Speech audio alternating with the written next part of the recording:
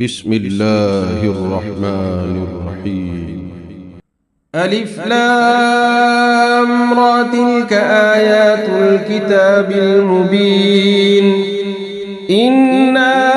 أنزلناه قرآنا عربيا لعلكم تعقلون نحن نقص عليك أحسن القصص بما أوحينا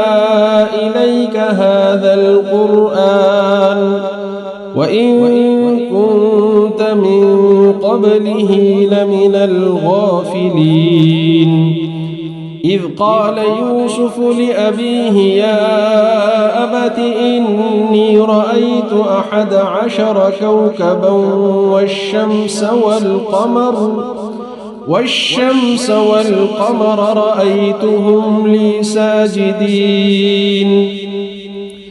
قال يا بني لا تقصص رؤياك على إخوتك فيكيدوا لك كيدا إن الشيطان للإنسان عدو مبين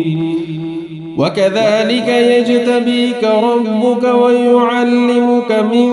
تأويل الأحاديث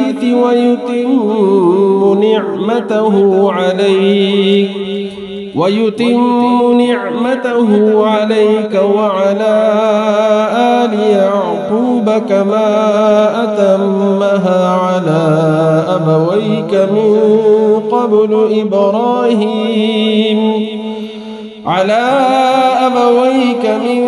قبل إبراهيم وإسحاق إن ربك عليم حكيم لقد كان في يوسف وإخوته آيات للسائلين إذ قالوا ليوسف وأخوه أحب إلى أبينا منا ونحن عصبة إن أبانا لفي ضلال مبين اقتلوا يوسف أو اطرحوه أرضا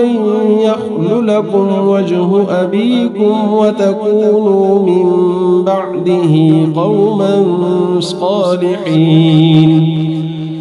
قال قائل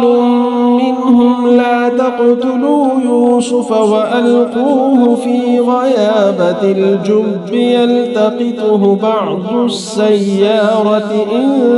كنتم فاعلين قالوا يا أبانا ما لك لا تأمنا على يوسف وإنا له لناصحون أرسله معنا غدا يرتع ويلعب وإنا له لحافظون قال إني ليحزنني أن تذهبوا به وأخاف أن يأكله الذئب وأنتم عنه غافلون قالوا لئن أكله الذئب ونحن عصبة إنا إذا لخاسرون فلما ذهبوا به وأجمعوا أن يجعلوه في غيابة الجب وأوحينا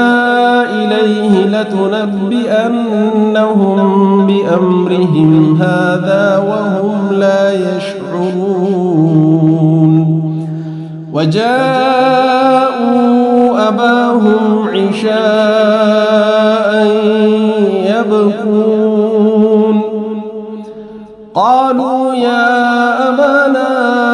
إنا ذهبنا نستبق وتركنا يوسف عند متاعنا فأكله الذئب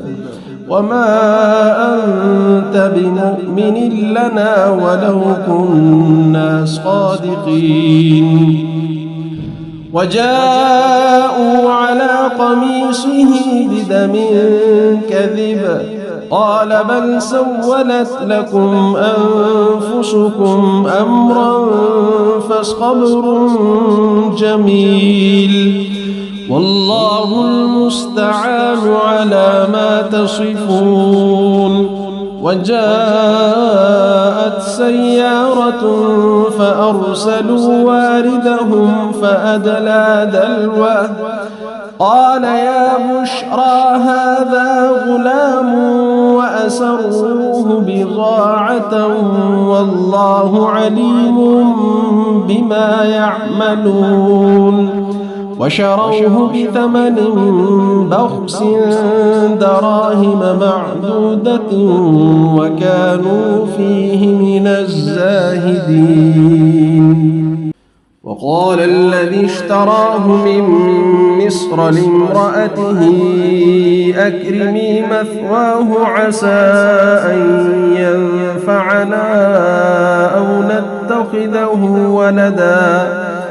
وكذلك مكنا ليوسف في الأرض ولنعلمه من تأويل الأحاديث والله غالب على أمره ولكن أكثر الناس لا يعلمون. ولما بلغ أشده آتيناه حكما وعلما وكذلك نجزي المحسنين. وراودته التي هو في بيتها عن نفسه وغلقت الأبواب وقالت هيت لك قال معاذ الله إنه ربي أحسن مثواي إنه لا يفلح الظالمون. ولقد همت به وهم بها لولا أن رأى برهان ربه كذلك لنصرف عنه السوء والفحشاء إنه من عبادنا المخلصين. واستبق الباب وقدت قميصه من دبر وألف يا سيدها لدى الباب قالت ما جزاء من أراد بأهلك سوءا إلا أن يسجن أو عذاب أليم. قال هي راودتني عن نفسي وشهد شاهد من أهلها إن كان قميصه قد من قبل فصدقت وهو من الكاذبين وإن كان قميصه قد من دبر فكذبت وهو من الصادقين. فلما رأى قميصه قد من دبر قال إنه من كيدكن إن كيدكن عظيم. يوسف أعرض عن هذا واستغفري لذنبك إنك كنت من الخاطئين. وقال نسوة في المدينة امرأة العزيز تراود فتاها عن نفسه قد شغفها حبا إنا لنراها في ضلال مبين. فلما سمعت بمكرهن أرسلت إليهن وأعتدت لهن متكأ وآتت كل واحدة منهن سكينا وقالت اخرج عليهن فلما رأينه أكبرنه وقطعن أيديهن وقلن حاش لله ما هذا بشرا إن هذا إلا ملك كريم. قالت فذلكن الذي لمتنني فيه ولقد راودته عن نفسه فاستعصم ولئن لم يفعل ما آمره ليسجنن وليكون من الصاغرين. قال رب السجن أحب إلي مما يدعونني إليه وإلا تصرف عني كيدهن أصب إليهن وأكن من الجاهلين فاستجاب له ربه فصرف عنه كيدهن إنه هو السميع العليم ثم بدا لهم من بعد ما رأوا الآيات ليسجننه حتى حين ودخل معه السجن فتيان قال أحدهما إني أراني أعصر خمرا وقال الآخر إني أراني أحمل فوق رأسي خبزا تأكل الطير منه نبئنا بتأويله إنا نراك من المحسنين قال لا يأتيكما طعام ترزقانه إلا نبأتكما بتأويله قبل أن يأتيكما ذلكما مما علمني ربي إني تركت ملة قوم لا يؤمنون بالله وهم بالآخرة هم كافرون واتبعت ملة آبائي إبراهيم وإسحاق ويعقوب ما كان لنا أن نشرك بالله من شيء ذلك من فضل الله علينا وعلى الناس ولكن أكثر الناس لا يشكرون يا صاحبي السجن أأرباب متفرقون خير أم الله الواحد القهار ما تعبدون من دونه إلا أسماء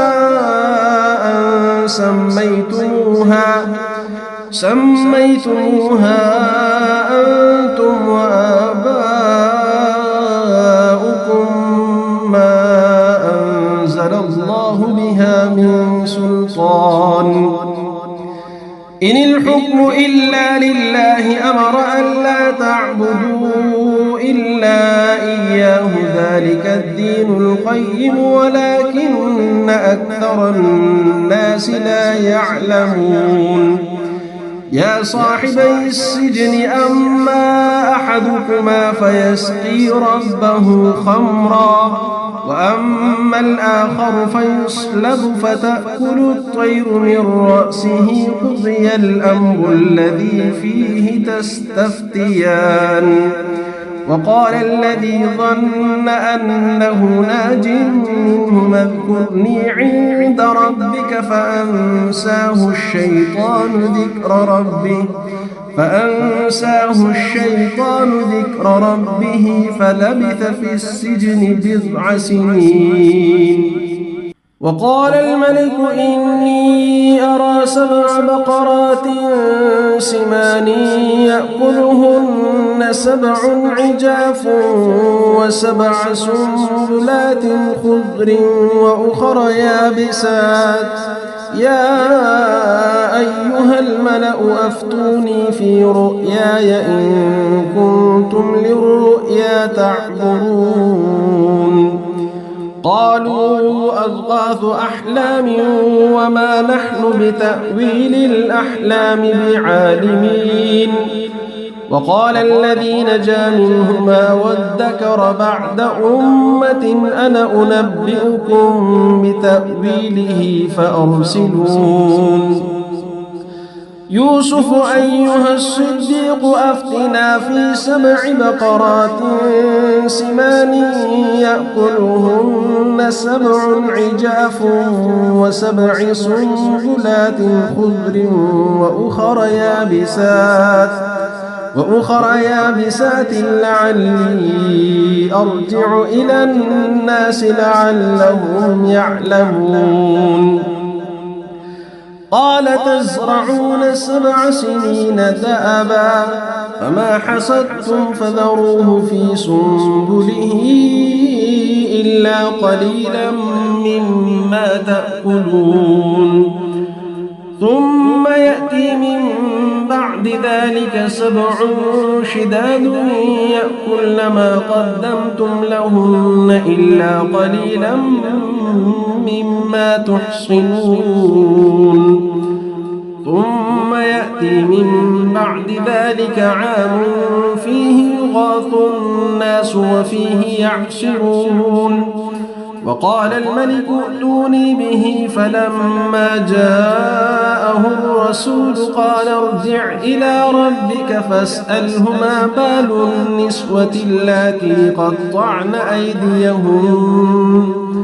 إن ربي بكيدهن عليم قال ما خطبكن إذ راوتن يوسف عن نفسه قلن حاش لله ما علمنا عليه من سوء قالت امرأة العزيز الآن حصحص الحق أنا راودته عن نفسه وإنه لمن الصادقين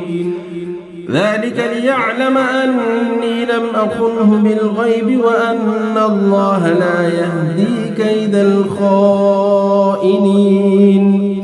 وما أبرئ نفسي إن النفس لأمارة بالسوء إلا ما رحم ربي إن ربي غفور رحيم وقال الملك ائتوني به أستخلصه لنفسي فلما كلمه قال إنك اليوم لدينا مكين أمين قال اجعلني على خزائن الأرض إني حفيظ عليم وكذلك مكنا ليوسف في الأرض يتبوأ منها حيث يشاء نصيب برحمتنا من نشاء ولا نضيع أجر المحسنين ولأجر الآخرة خير للذين آمنوا وكانوا يتقون وجاء إخوة يوسف فدخلوا عليه فعرفهم وهم له منكرون ولما جهزهم بجهازهم قال ائتوني بأخ لكم من أبيكم ألا ترون أني أوفي الكيل وأنا خير المنزلين فإن لم تأتوني به فلا كيل لكم عندي ولا تقربون قالوا سنراود عنه أباه وإنا لفاعلون وقال لفتيانه اجعلوا بضاعتهم في رحالهم لعلهم يعرفونها إذا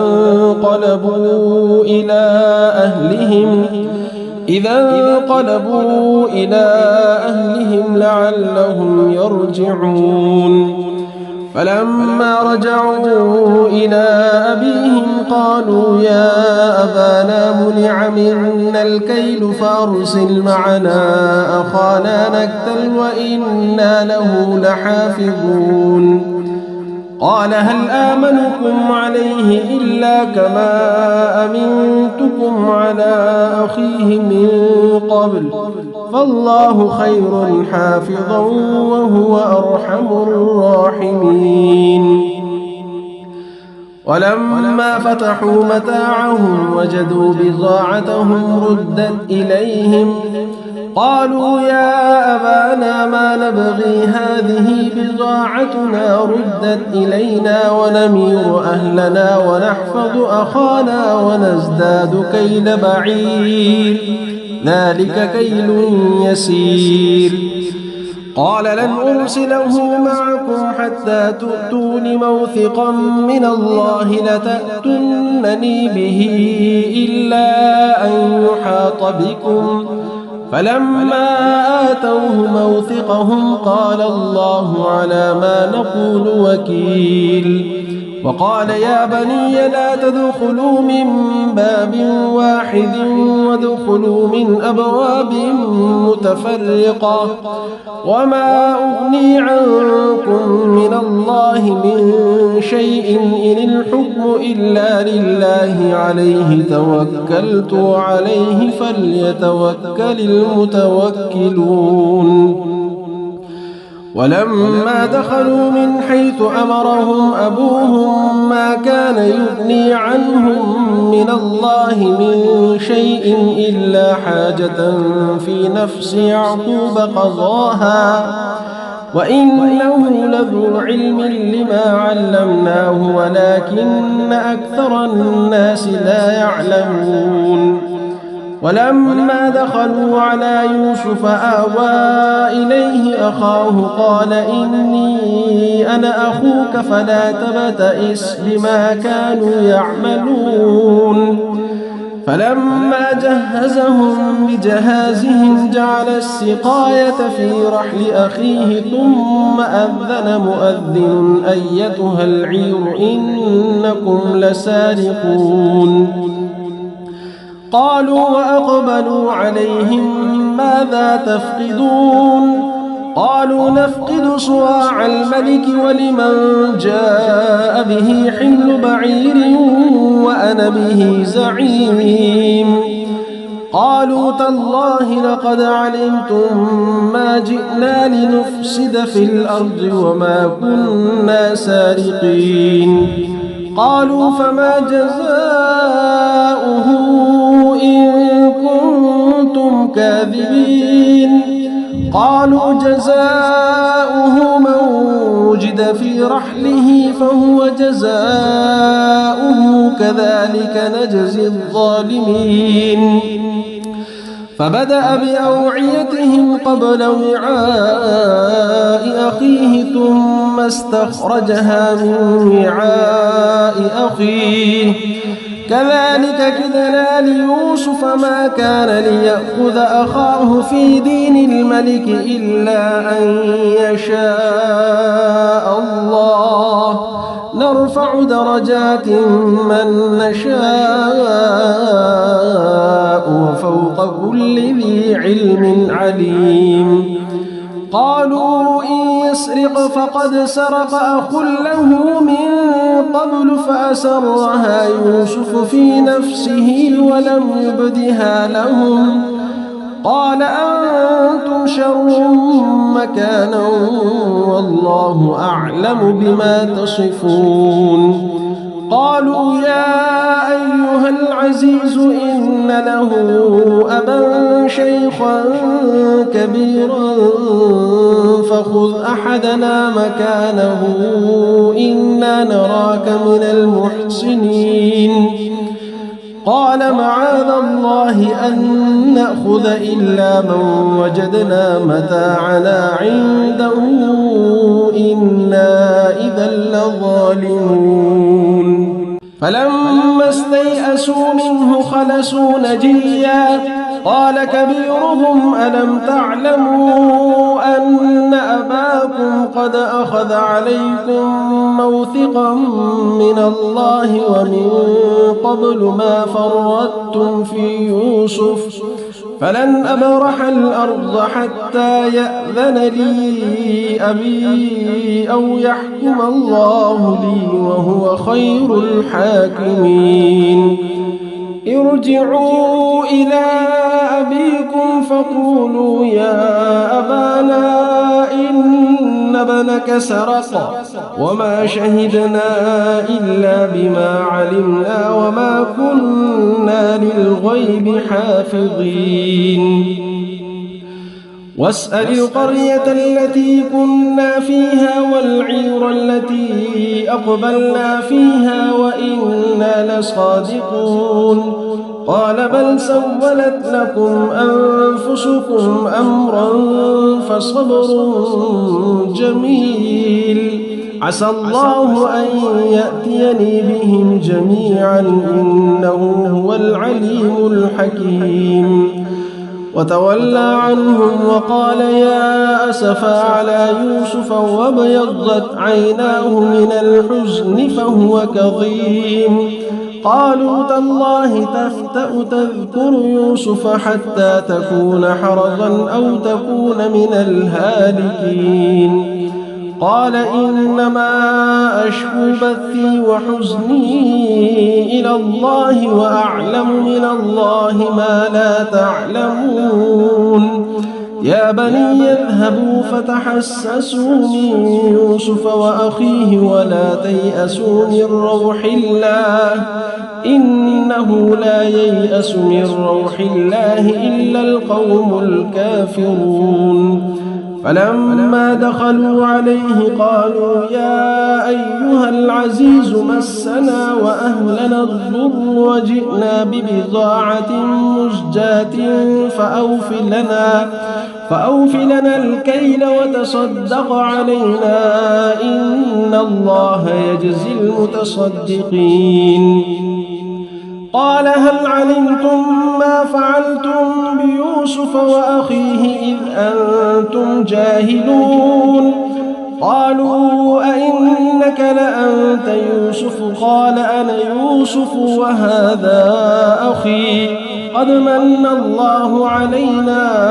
إنه من يتق ويصبر فإن الله لا يضيع أجر المحسنين.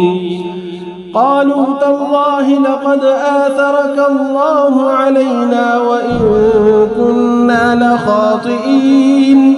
قال لا تثريب عليكم اليوم يغفر الله لكم وهو أرحم الراحمين.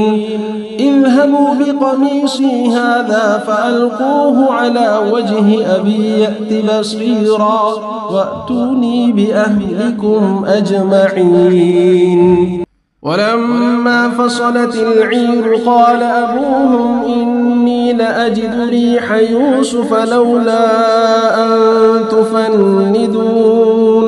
قالوا تالله إنك لفي ضلالك القديم. فلما أن جاء البشير ألقاه على وجهه فارتد بصيرا قال ألم أقل لكم إني أعلم من الله ما لا تعلمون. قالوا يا أبانا استغفر لنا ذنوبنا إنا كنا خاطئين. قال سوف أستغفر لكم ربي إنه هو الغفور الرحيم. فلما دخلوا على يوسف آوى إليه أبويه وقال ادخلوا مصر إن شاء الله آمنين. ورفع أبويه على العرش وخروا له سجدا وقال يا أمت هذا تأويل رؤياي من قبل قد جعلها ربي حقا وقد أحسن بي إذ أخرجني من السجن وجاء بكم من البدو من بعد أن نزغ الشيطان بيني وبين إخوتي إن ربي لطيف لما يشاء إنه هو العليم الحكيم. رب قد آتيتني من الملك وعلمتني من تأويل الأحاديث فاطر السماوات والأرض أنت ولي في الدنيا والآخرة توفني مسلما وألحقني بالصالحين. ذلك من أنباء الغيب نوحيه إليك وما كنت لديهم إذ أجمعوا أمرهم وهم يمكرون وما أكثر الناس ولو حرصت بمؤمنين وما تسألهم عليه من أجر إن هو إلا ذكر للعالمين. وكأي من آية في السماوات والأرض يمرون عليها وهم عنها معرضون وما يؤمن أكثرهم بالله إلا وهم مشركون أفأمنوا أن تأتيهم غاشية من عذاب الله أو تأتيهم الساعة بغتة وهم لا يشعرون قل هذه سبيلي أدعو إلى الله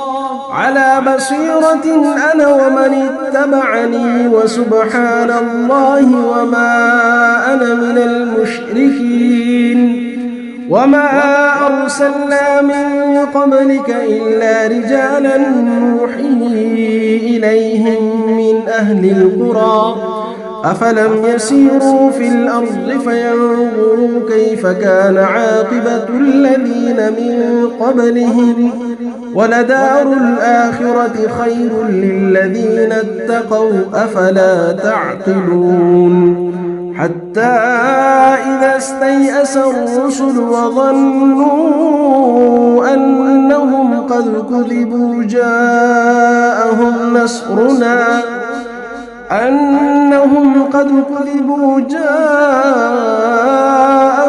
نصرنا فنجي من نشاء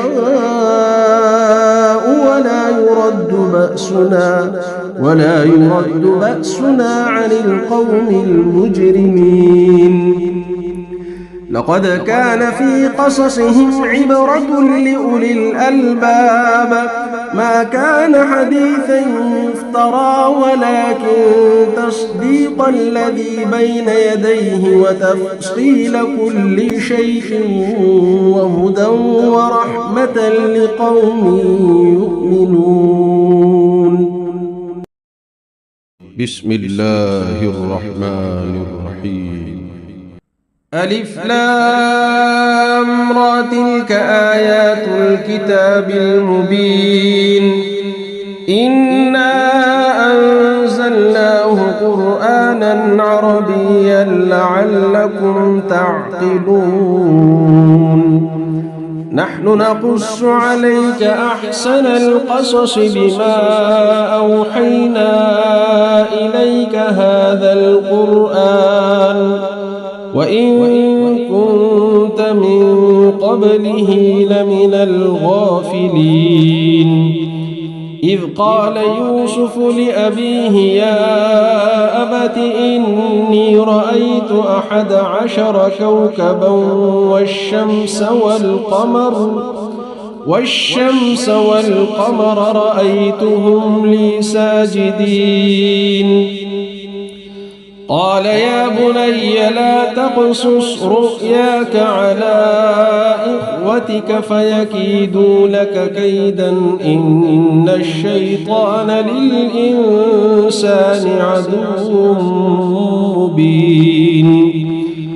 وكذلك يجتبيك ربك ويعلمك من تأويل الأحاديث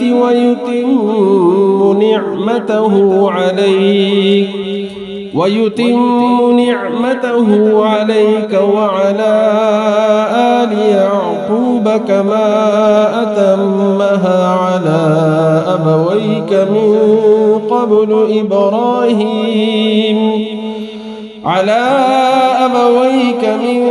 قبل إبراهيم وإسحاق إن ربك عليم حكيم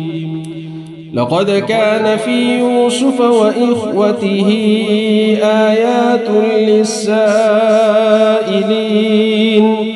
إذ قالوا ليوسف وأخوه أحب إلى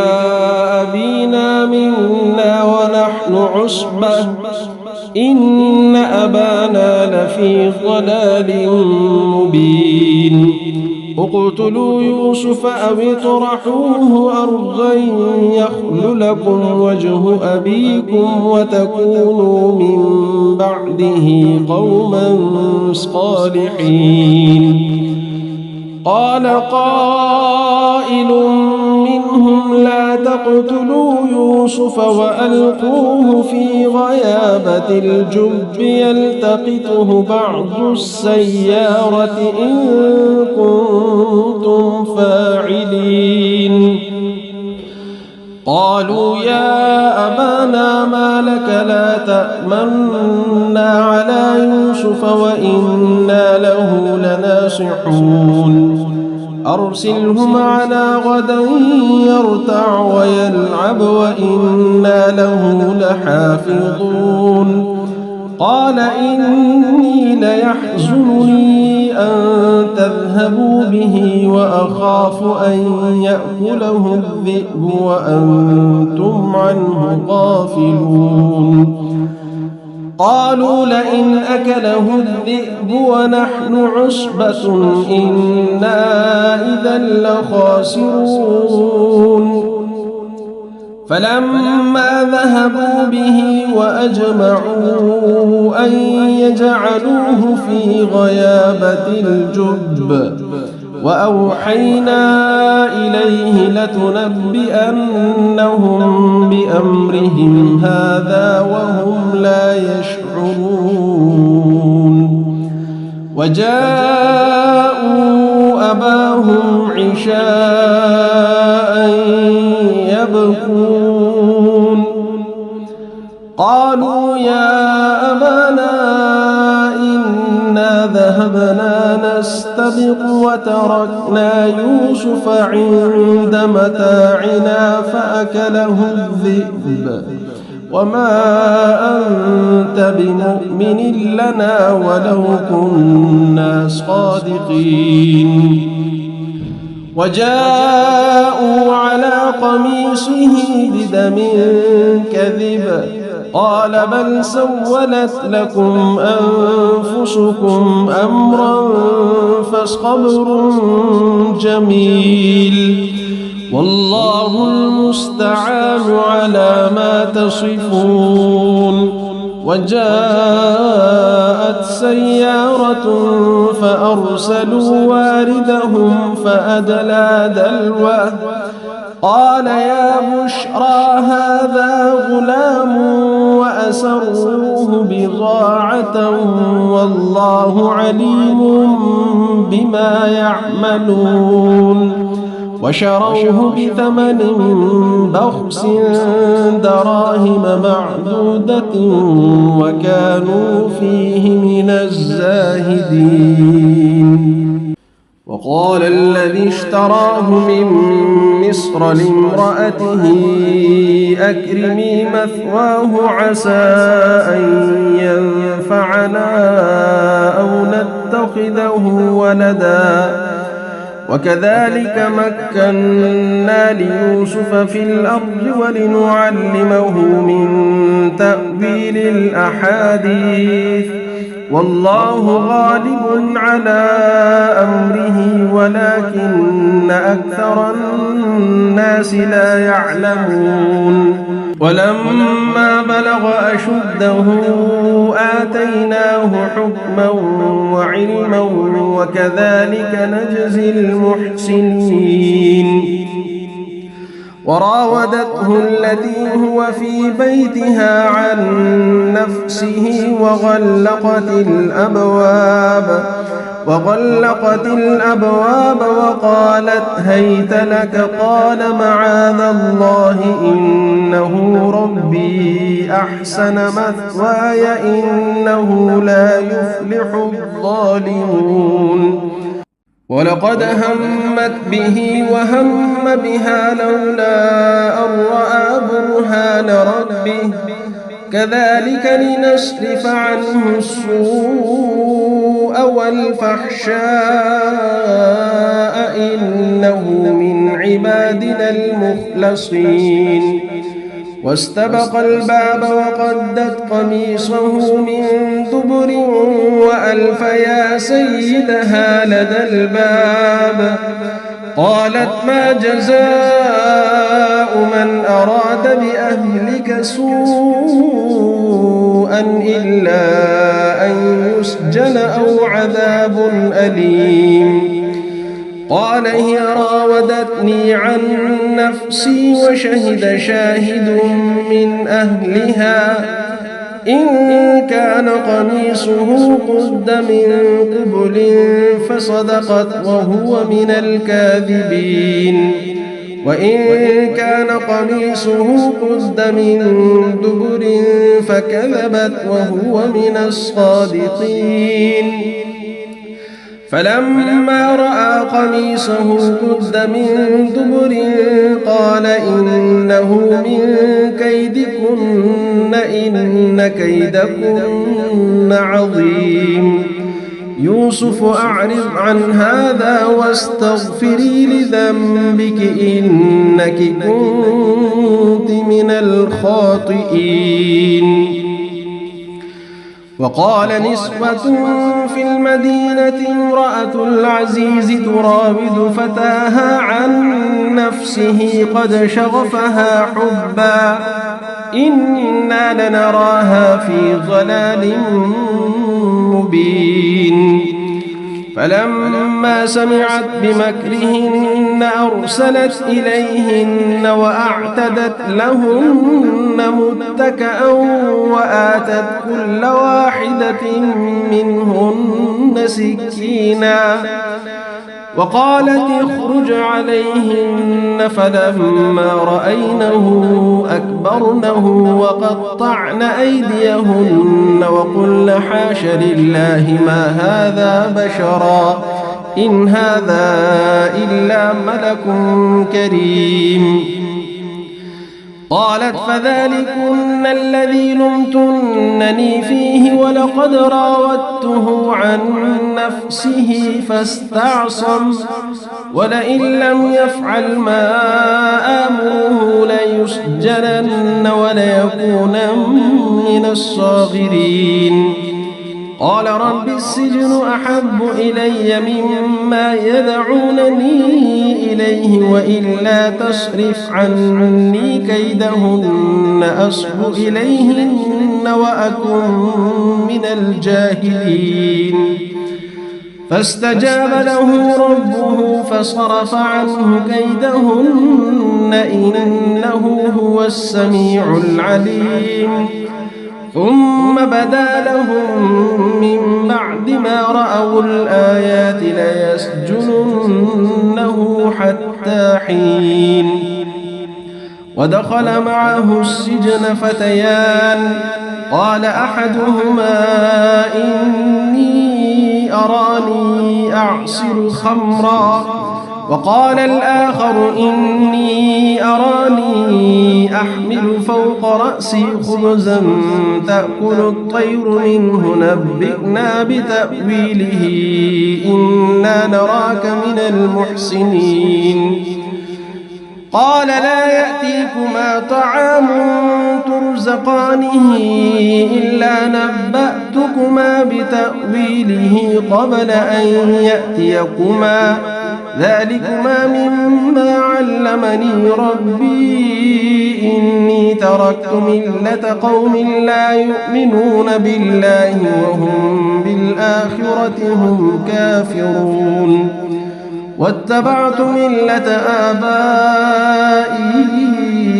إبراهيم وإسحاق ويعقوب ما كان لنا أن نشرك بالله من شيء ذلك من فضل الله علينا وعلى الناس ولكن أكثر الناس لا يشكرون يا صاحبي السجن أأرباب متفرقون خير أم الله الواحد القهار ما تعبدون من دونه إلا أسماء سميتموها أنتم وآباؤكم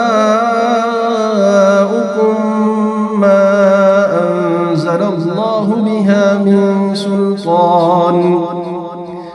إن الحكم إلا لله أمر أن لا تعبدوا إلا إياه ذلك الدين القيم ولكن أكثر الناس لا يعلمون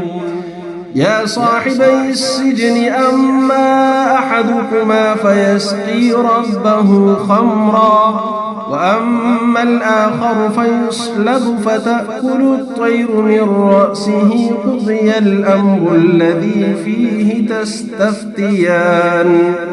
وقال الذي ظن أنه ناج منهما اذكرني عند ربك فأنساه الشيطان ذكر ربه فلبث في السجن 9 سنين وقال الملك إني أرى 7 بقرات سمان يأكلهن 7 عجاف و7 سنبلات خضر وأخر يابسات يا أيها الملأ أفتوني في رؤياي إن كنتم للرؤيا تعبرون قالوا أضغاث أحلام وما نحن بتأويل الأحلام بعالمين وقال الذي نجا منهما وادكر بعد أمة أنا أنبئكم بتأويله فأرسلون يوسف أيها الصديق أفتنا في 7 بقرات سمان يأكلهن 7 عجاف و7 سنبلات خضر وأخر يابسات لعلي أرجع إلى الناس لعلهم يعلمون قال تزرعون 7 سنين دأبا فما حصدتم فذروه في سنبله إلا قليلا مما تأكلون ثم يأتي من بعد ذلك 7 شداد يأكلن ما قدمتم لهن إلا قليلا مما تحصنون ثم يأتي من بعد ذلك عام فيه يغاث الناس وفيه يعصرون وقال الملك ائتوني به فلما جاءه الرسول قال ارجع إلى ربك فاسأله ما بال النسوة اللاتي قطعن أيديهن إن ربي بكيدهن عليم قال ما خطبكن إذ راوتن يوسف عن نفسه قلن حاش لله ما علمنا عليه من سوء قالت امرأة العزيز الآن حص الحق أنا راودته عن نفسه وإنه لمن الصادقين ذلك ليعلم أني لم أخنه بالغيب وأن الله لا يهدي كيد الخائنين وما أبرئ نفسي إن النفس لأمارة بالسوء إلا ما رحم ربي إن ربي غفور رحيم وقال الملك ائتوني به أستخلصه لنفسي فلما كلمه قال إنك اليوم لدينا مكين أمين قال اجعلني على خزائن الأرض إني حفيظ عليم وكذلك مكنا ليوسف في الأرض يتبوأ منها حيث يشاء نصيب برحمتنا من نشاء ولا نضيع أجر المحسنين ولأجر الآخرة خير للذين آمنوا وكانوا يتقون وجاء إخوة يوسف فدخلوا عليه فعرفهم وهم له منكرون ولما جهزهم بجهازهم قال ائتوني بأخ لكم من أبيكم ألا ترون أني أوفي الكيل وأنا خير المنزلين فإن لم تأتوني به فلا كيل لكم عندي ولا تقربون قالوا سنراود عنه أباه وإنا لفاعلون وقال لفتيانه اجعلوا بضاعتهم في رحالهم لعلهم يعرفونها إذا انقلبوا إلى أهلهم لعلهم يرجعون فلما رجعوا إلى أبيهم قالوا يا أبانا منع منا الكيل فأرسل معنا أخانا نكتل وإنا له لحافظون قال هل آمنكم عليه إلا كما أمنتكم على أخيه من قبل فالله خير حافظا وهو أرحم الراحمين ولما فتحوا متاعهم وجدوا بضاعتهم ردت إليهم قالوا يا أبانا ما نبغي هذه بضاعتنا ردت إلينا ونمير أهلنا ونحفظ أخانا ونزداد كيل بعير ذلك كيل يسير قال لن أرسله معكم حتى تؤتون موثقا من الله لتأتونني به إلا أن يحاط بكم فلما آتوه موثقهم قال الله على ما نقول وكيل وقال يا بني لا تدخلوا من باب واحد وادخلوا من أبواب متفرقة وما أغني عنكم من الله من شيء إن الحكم إلا لله عليه توكلت وعليه فليتوكل المتوكلون ولما دخلوا من حيث أمرهم أبوهم ما كان يغني عنهم من الله من شيء إلا حاجة في نفس يعقوب قضاها وإنه لذو علم لما علمناه ولكن أكثر الناس لا يعلمون ولما دخلوا على يوسف آوى إليه أخاه قال إني أنا أخوك فلا تبتئس بما كانوا يعملون فلما جهزهم بجهازهم جعل السقاية في رحل أخيه ثم أذن مؤذن أيتها العير إنكم لسارقون قالوا وأقبلوا عليهم ماذا تفقدون قالوا نفقد صواع الملك ولمن جاء به حمل بعير وأنا به زعيم قالوا تالله لقد علمتم ما جئنا لنفسد في الأرض وما كنا سارقين قالوا فما جزاؤه إن كنتم كاذبين قالوا جزاؤه من وجد في رحله فهو جزاؤه كذلك نجزي الظالمين فبدأ بأوعيتهم قبل وعاء أخيه ثم استخرجها من وعاء أخيه كذلك كدنا ليوسف ما كان ليأخذ أخاه في دين الملك إلا أن يشاء الله نرفع درجات من نشاء وفوق كل ذي علم عليم قالوا إن يسرق فقد سرق أخ له من قبل فأسرها يوسف في نفسه ولم يبدها لهم قال أنتم شر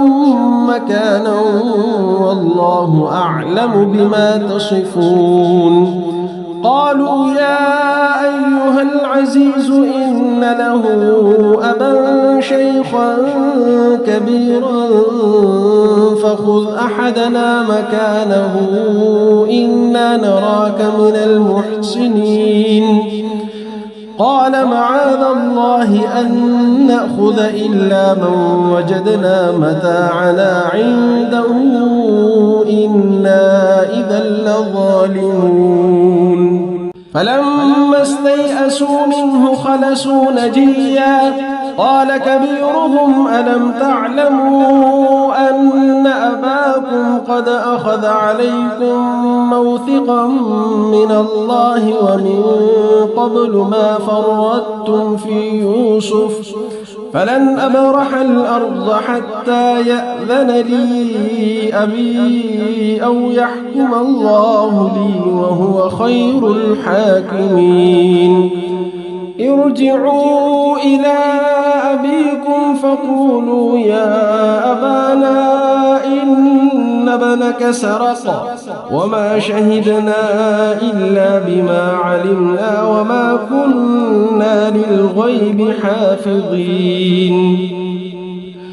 واسأل القرية التي كنا فيها والعير التي أقبلنا فيها وإنا لصادقون. قال بل سولت لكم أنفسكم أمرا فصبر جميل عسى الله أن يأتيني بهم جميعا إنه هو العليم الحكيم.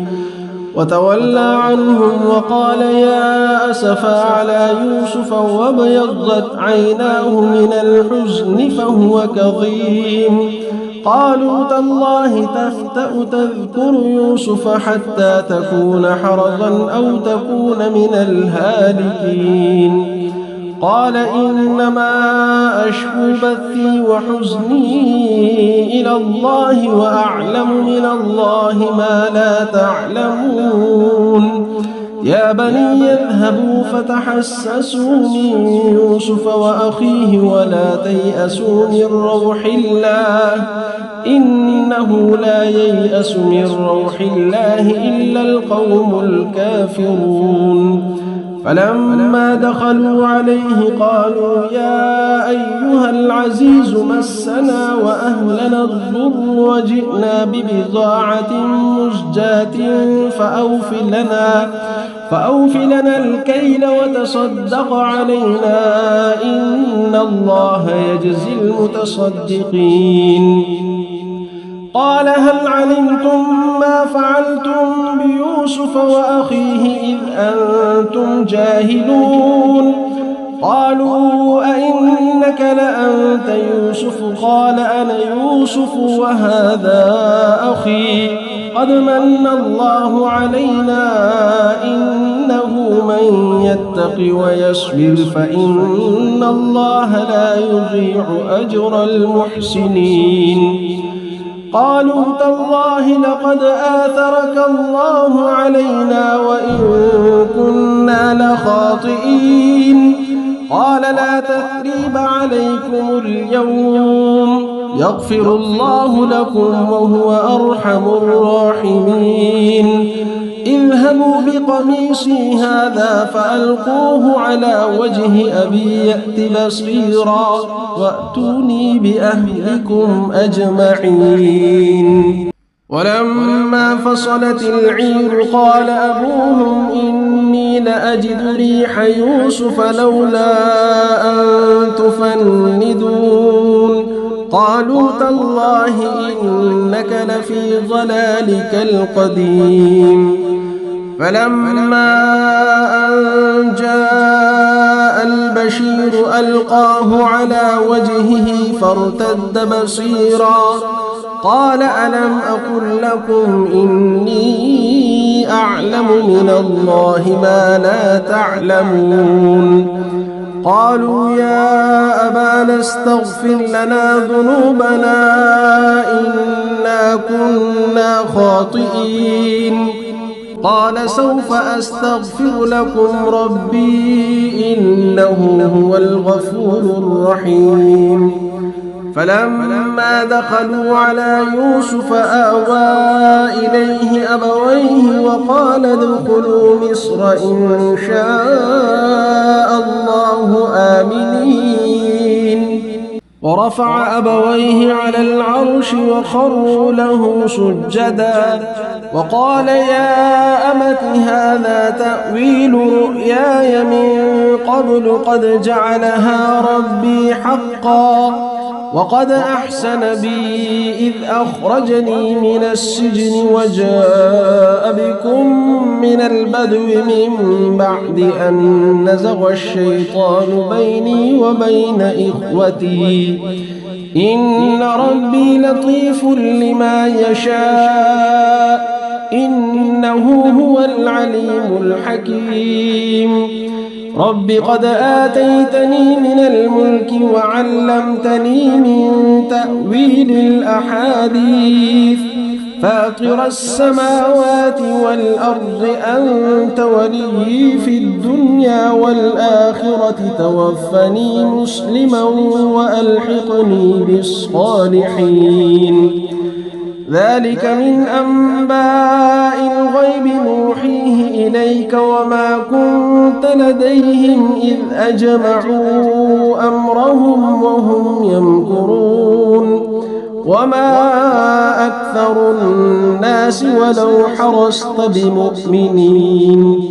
وما تسألهم عليه من أجر إن هو إلا ذكر للعالمين وكأي من آية في السماوات والأرض يمرون عليها وهم عنها معرضون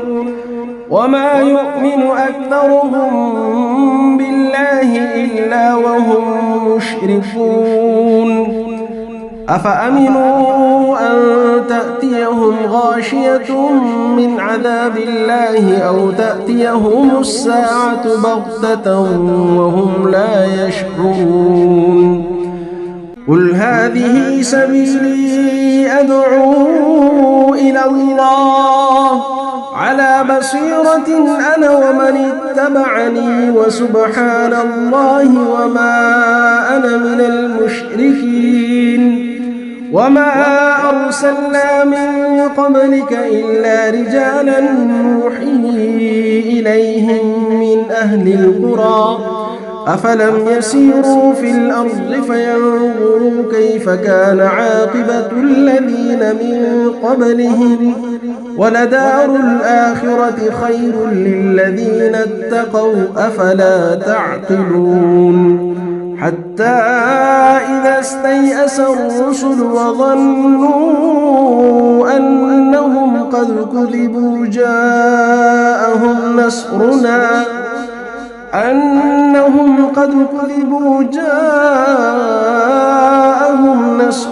فنجي من نشاء ولا يرد بأسنا عن القوم المجرمين لقد كان في قصصهم عبرة لأولي الألباب ما كان حديثا يفترى ولكن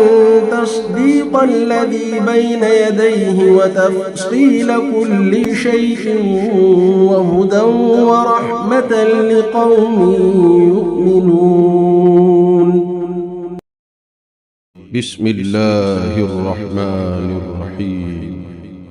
ألف لام را تلك آيات الكتاب المبين إنا أنزلناه قرآنا عربيا لعلكم تعقلون نحن نقص عليك أحسن القصص بما أوحينا إليك هذا القرآن وإن كنت من قبله لمن الغافلين إذ قال يوسف لأبيه يا أبت إني رأيت 11 كوكبا والشمس والقمر رأيتهم لي ساجدين قال يا بني لا تقصص رؤياك على إخوتك فيكيدوا لك كيدا إن الشيطان للإنسان عدو مبين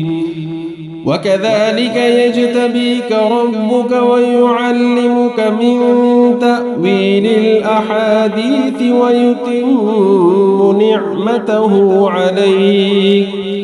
ويتم نعمته عليك وعلى آل يعقوب كما أتمها على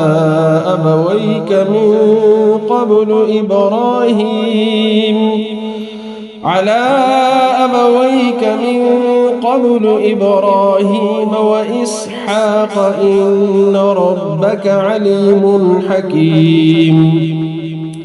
لقد كان في يوسف وإخوته آيات للسائلين إذ قالوا ليوسف وأخوه أحب إلى أبينا منا ونحن عصبة إن أبانا لفي ضلال مبين اقتلوا يوسف أو اطرحوه أرضا يخل لكم وجه أبيكم وتكونوا من بعده قوما صالحين قال قائل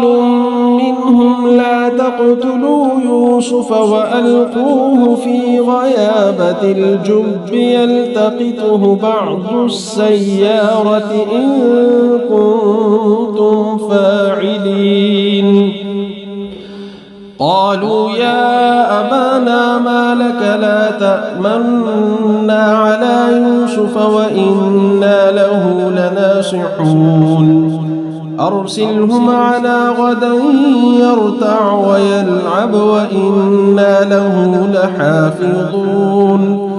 قال إني ليحزنني أن تذهبوا به وأخاف أن يأكله الذئب وأنتم عنه غافلون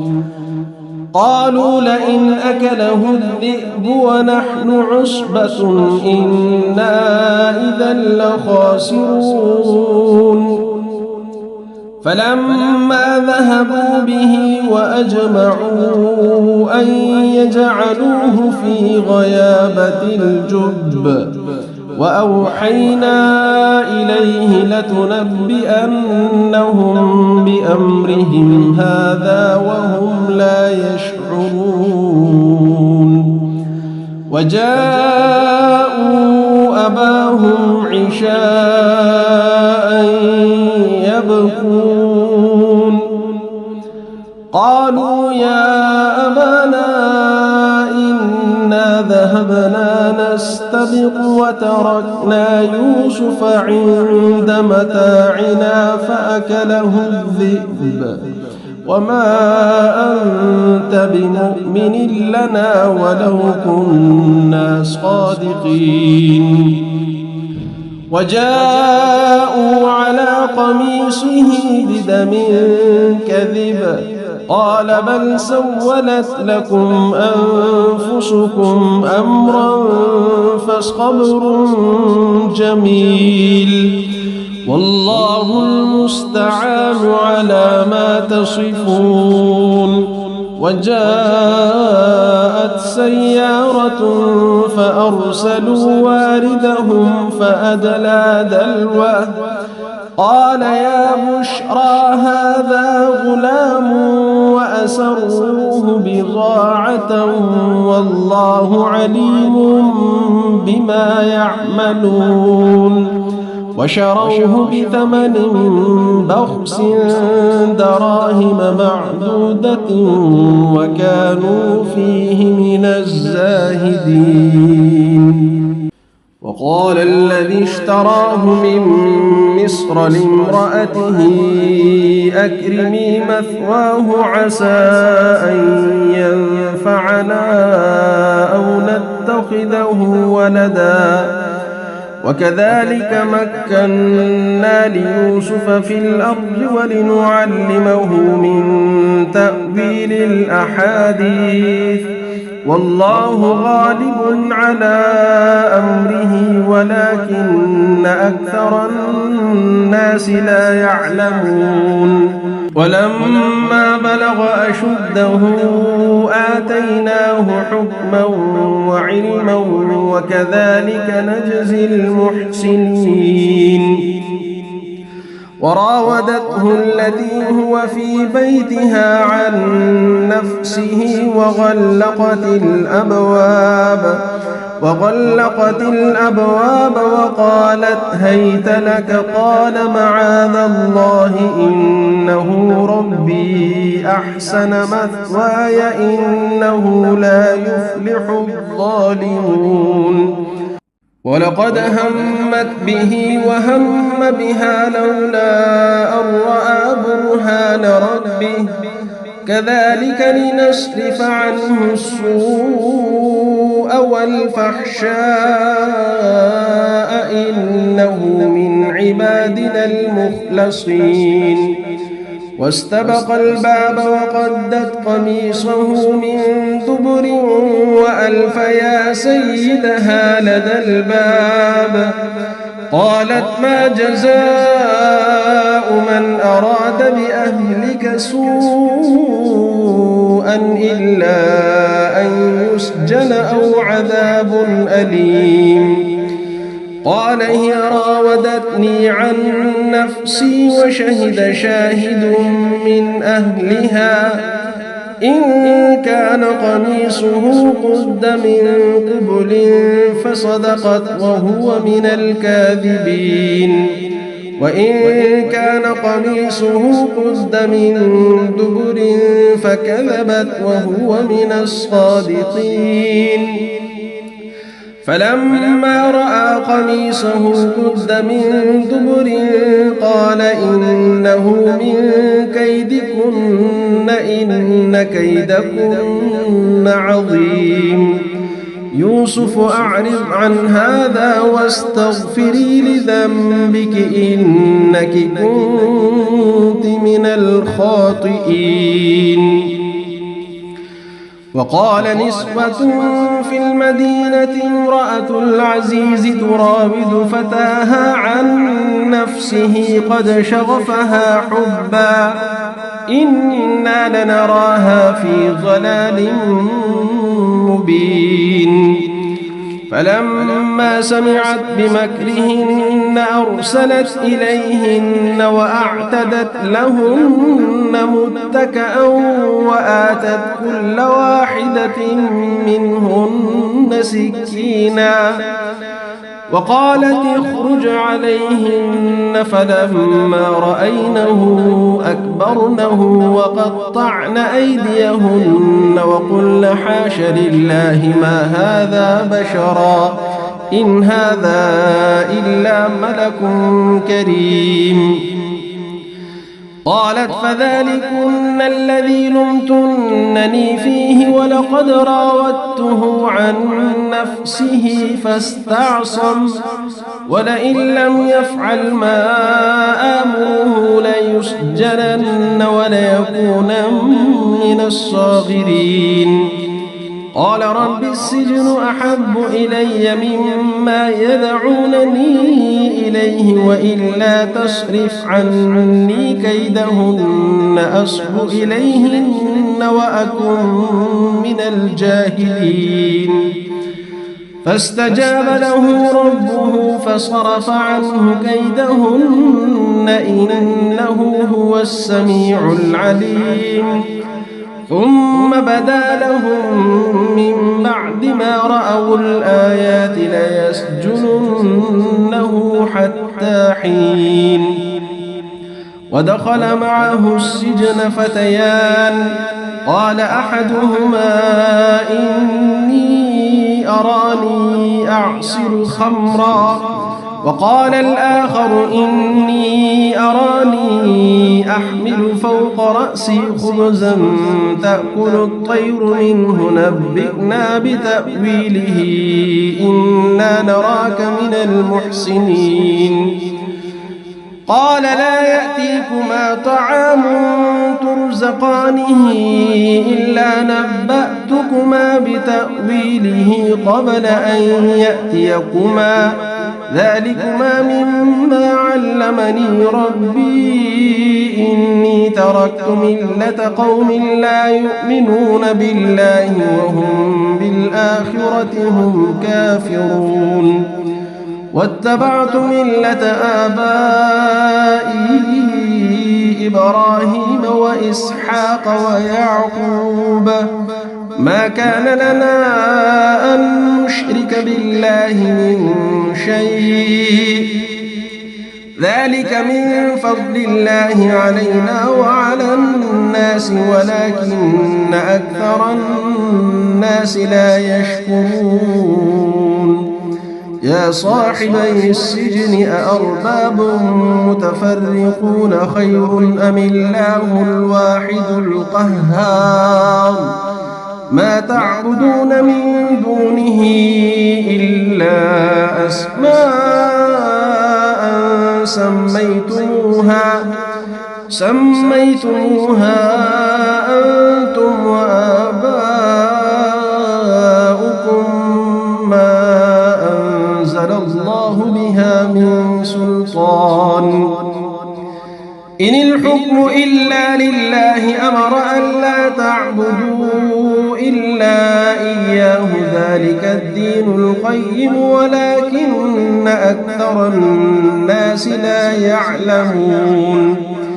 يا صاحبي السجن أما أحدكما فيسقي ربه خمرا وأما الآخر فيصلب فتأكل الطير من رأسه قضي الأمر الذي فيه تستفتيان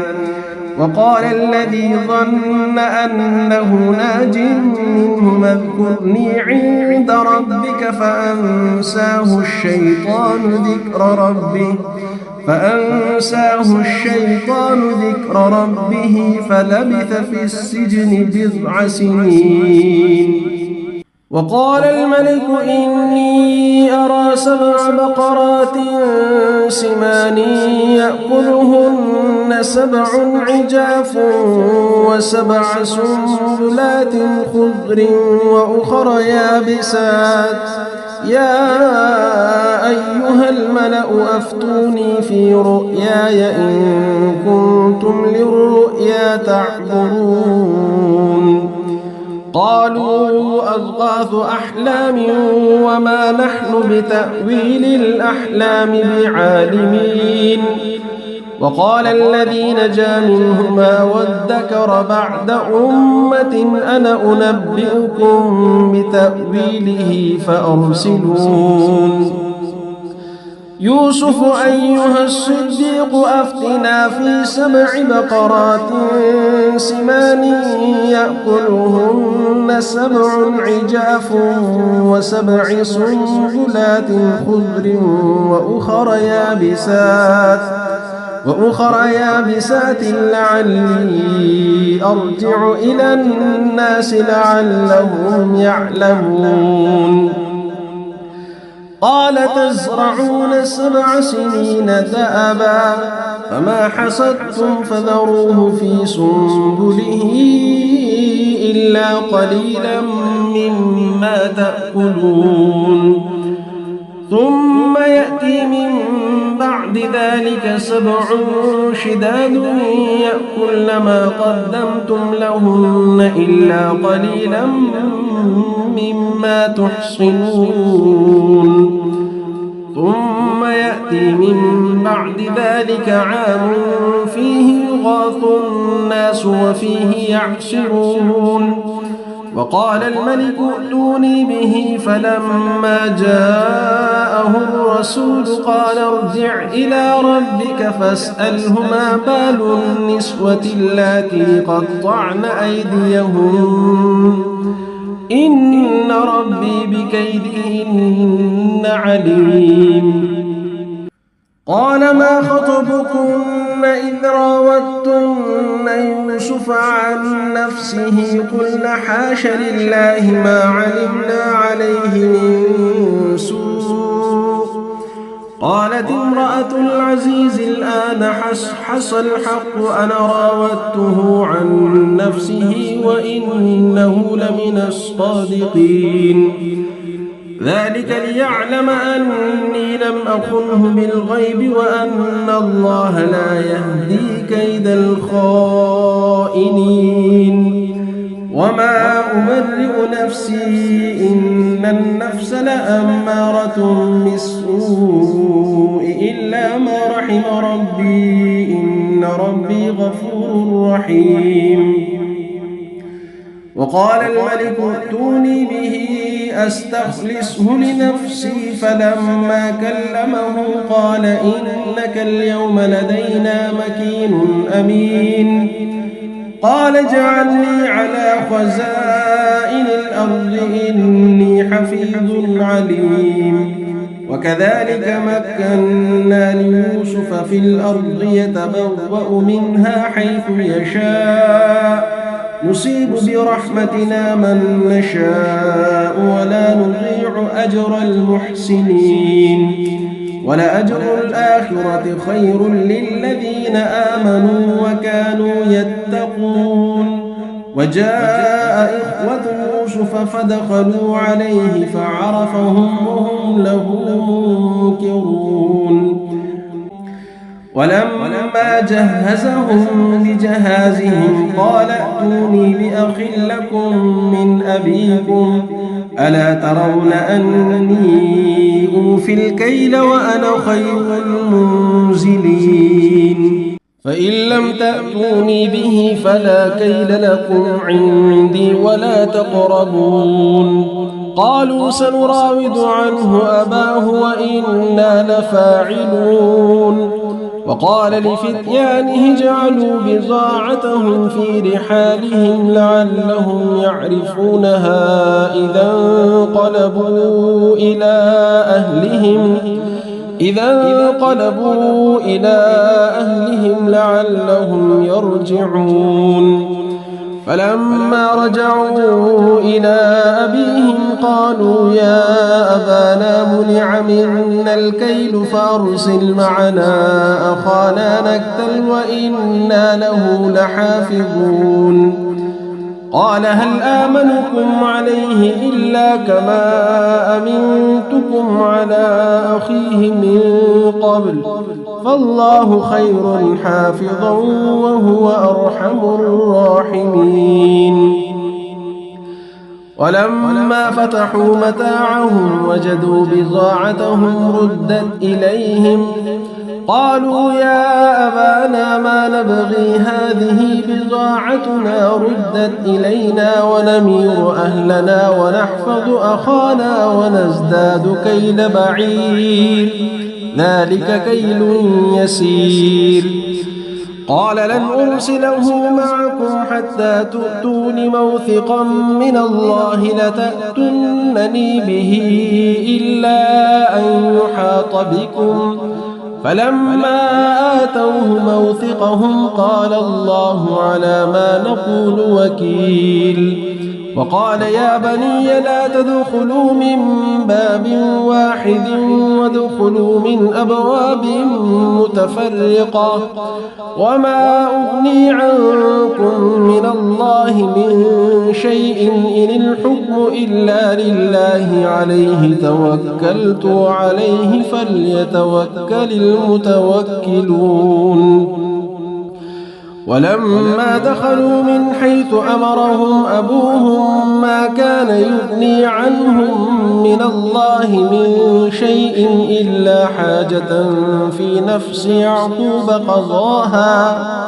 وإنه لذو علم لما علمناه ولكن أكثر الناس لا يعلمون ولما دخلوا على يوسف آوى إليه أخاه قال إني أنا أخوك فلا تبتئس بما كانوا يعملون فلما جهزهم بجهازهم جعل السقاية في رحل أخيه ثم أذن مؤذن أيتها العير إنكم لسارقون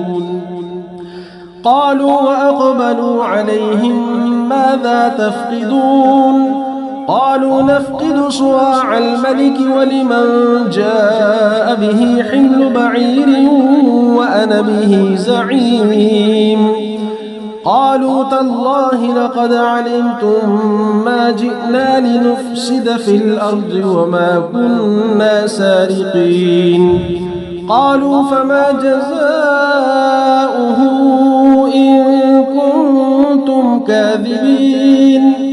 قالوا جزاؤه من وجد في رحله فهو جزاؤه كذلك نجزي الظالمين فبدأ بأوعيتهم قبل وعاء أخيه ثم استخرجها من وعاء أخيه كذلك كدنا ليوسف ما كان ليأخذ أخاه في دين الملك إلا أن يشاء الله نرفع درجات من نشاء وفوق كل ذي علم عليم قالوا إن يسرق فقد سرق أخ له من قبل فأسرها يوسف في نفسه ولم يبدها لهم قال أنتم شر مكانا والله أعلم بما تصفون قالوا يا أيها العزيز إن له أبا شيخا كبيرا فخذ أحدنا مكانه إنا نراك من المحسنين قال معاذ الله أن نأخذ إلا من وجدنا متاعنا عنده إنا إذا لظالمون فلما استيئسوا منه خلصوا نجيا قال كبيرهم ألم تعلموا أن أباكم قد أخذ عليكم موثقا من الله ومن قبل ما فرطتم في يوسف فلن أبرح الأرض حتى يأذن لي أبي أو يحكم الله لي وهو خير الحاكمين ارجعوا إلى أبيكم فقولوا يا أبانا إن ابنك سرق وما شهدنا إلا بما علمنا وما كنا للغيب حافظين واسأل القرية التي كنا فيها والعير التي أقبلنا فيها وإنا لصادقون قال بل سولت لكم أنفسكم أمرا فصبر جميل عسى الله أن يأتيني بهم جميعا إنه هو العليم الحكيم وتولى عنهم وقال يا أسفا على يوسف وابيضت عيناه من الحزن فهو كظيم قالوا تالله تفتأ تذكر يوسف حتى تكون حرضا أو تكون من الهالكين قال إنما أشكو بثي وحزني إلى الله وأعلم من الله ما لا تعلمون يا بني اذهبوا فتحسسوا من يوسف وأخيه ولا تيأسوا من روح الله إنه لا ييأس من روح الله إلا القوم الكافرون فلما دخلوا عليه قالوا يا أيها العزيز مسنا وأهلنا الضر وجئنا ببضاعة مزجاة فأوف لنا الكيل وتصدق علينا إن الله يجزي المتصدقين. قال هل علمتم ما فعلتم بيوسف وأخيه إذ أنتم جاهلون؟ قالوا أئنك لأنت يوسف؟ قال أنا يوسف وهذا أخي قد من الله علينا إنه من يتق ويصبر فإن الله لا يضيع أجر المحسنين. قالوا تالله لقد آثرك الله علينا وإن كنا لخاطئين. قال لا تثريب عليكم اليوم يغفر الله لكم وهو أرحم الراحمين. اذهبوا بقميصي هذا فألقوه على وجه أبي يأت بصيرا وأتوني بأهلكم أجمعين. ولما فصلت العير قال أبوهم إني لأجد ريح يوسف لولا أن تفندون. قالوا تالله إنك لفي ضلالك القديم. فلما أن جاء البشير ألقاه على وجهه فارتد بصيرا قال ألم أقل لكم إني أعلم من الله ما لا تعلمون. قالوا يا أبانا استغفر لنا ذنوبنا إنا كنا خاطئين. قال سوف أستغفر لكم ربي إنه هو الغفور الرحيم. فلما دخلوا على يوسف آوى إليه أبويه وقال ادخلوا مصر إن شاء الله آمنين. ورفع أبويه على العرش وخروا له سجدا وقال يا أمت هذا تأويل رؤياي من قبل قد جعلها ربي حقا وقد أحسن بي إذ أخرجني من السجن وجاء بكم من البدو من بعد أن نزغ الشيطان بيني وبين إخوتي إن ربي لطيف لما يشاء إنه هو العليم الحكيم. رب قد آتيتني من الملك وعلمتني من تأويل الأحاديث فاطر السماوات والأرض أنت ولي في الدنيا والآخرة توفني مسلما وألحقني بالصالحين. ذلك من أنباء الغيب نوحيه إليك وما كنت لديهم إذ أجمعوا أمرهم وهم يمكرون. وما أكثر الناس ولو حرصت بمؤمنين وما تسألهم عليه من أجر إن هو إلا ذكر للعالمين. وكأي من آية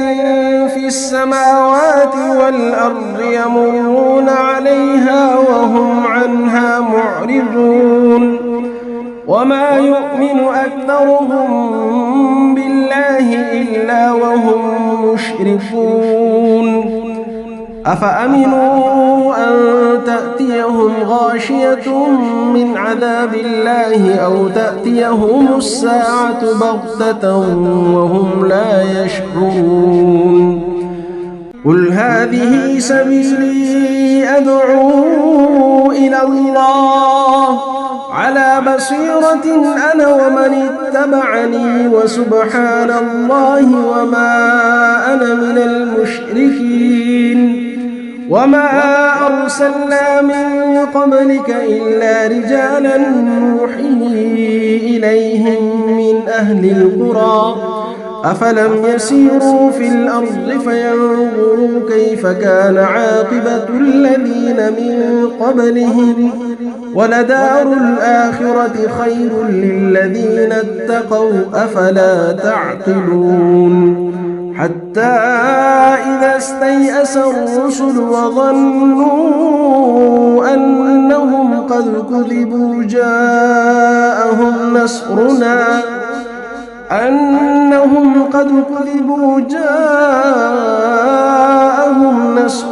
فنجي من نشاء ولا يرد بأسنا عن القوم المجرمين لقد كان في قصصهم عبرة لأولي الألباب ما كان حديثا يفترى ولكن تصديق الذي بين يديه وتفصيل كل شيء وهدى ورحمة لقوم